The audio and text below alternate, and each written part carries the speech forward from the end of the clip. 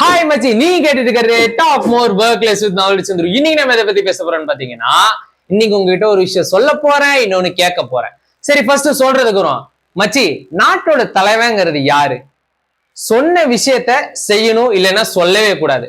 ரெண்டாவது, ஒரு சொன்ன மக்களுடைய அடிப்படை தேவைகளான விஷயத்த செய்யறதுக்கு மறுக்க கூடாது, மறக்க கூடாது. மூணாவது பாத்தீங்கன்னா, ஒரு செயலை விளம்பரத்துக்காக செய்யக்கூடாது. இந்த மூணு விஷயத்தையும் யாரு பேலன்ஸ் பண்ணி மக்களுடைய அடிப்படை தேவைகளான உணவு, கல்வி, நல்ல மருத்துவம், வேலை வாய்ப்பு, எல்லாருக்குமே சம உரிமை, ஈக்குவல் ஆப்பர்ச்சுனிட்டி, இந்த 5 விஷயத்தையும் யாரு பேலன்ஸ் பண்ணி கரெக்டா வழிநடத்தி செல்றாங்களோ அவங்கதான் உண்மையான தலைவன். சோ இது என்னோட கருத்து.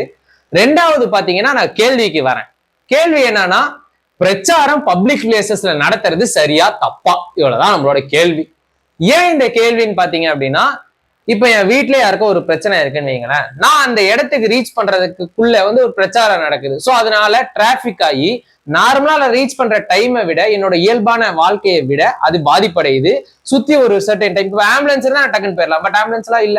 சோ இந்த மாதிரி நிறைய இடையூறுகள் இருக்கிறனால இந்த பிரச்சாரம் இந்த மாதிரி பப்ளிக் பிளேசஸ்ல நடக்கிறது எனக்கு வேற இதுக்கு வேற ஆப்ஷன் இருந்தா நல்லா இருக்குன்னு தோணுது. எப்படி எப்படின்னா, ஒரு கிரவுண்ட்ல நடத்தலாம், இல்ல வேற ஒதுக்குப்புறமான இடங்கள்ல நடத்தலாம். இந்த மாதிரி நடத்தினா நல்லா இருக்கும்னு தோணுது. What bro, this is very wrong bro அப்படின்னு நீங்க இதை ராங்னு நினைச்சீங்கன்னா ராங்னு கமெண்ட் பண்ணுங்க. திஸ் இஸ் ரைட் அப்படின்னு நினைச்சீங்கன்னா ரைட்னு கமெண்ட் பண்ணுங்க. இதுக்கு உண்டான வேற கருத்துக்களோ ஏதாவது இருந்துச்சு அப்படின்னா அதையும் கமெண்ட்ல சொல்லுங்க. நாளைக்கு இன்னொரு கண்டென்ட்டோட வரேன். அன்டில் தென், டாடா பாய். சப்ஸ்கிரைப் பண்ண மறந்துடாதீங்க, ஃபாலோ பண்ண மறந்துடாதீங்க, ஷேர் பண்ணவும் மறந்துடாதீங்க. டாடா.